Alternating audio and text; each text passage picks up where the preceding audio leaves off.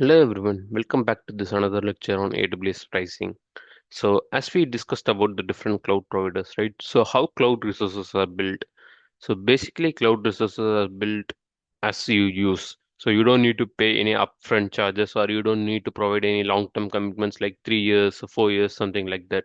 So whatever you use, right, you need to pay only for those resources. For compute instances, right? Let's say like an server, like where you need to host your application or perform any computations kind of things, right?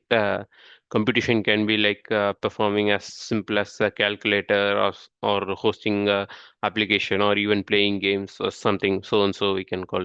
Those things will be charged based on hourly. So if you're using for per hour, right, you will be charged for the particular usage only.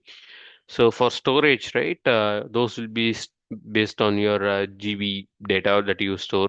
Let's say you are using your Google Drives and on cloud drives, right? Similar to that, like whatever the data you have storing in that storage, right? You'll be paying per GB rate.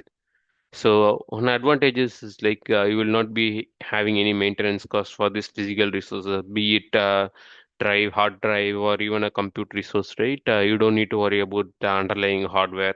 So the AWS or any cloud provider, right? They will be taking care of it.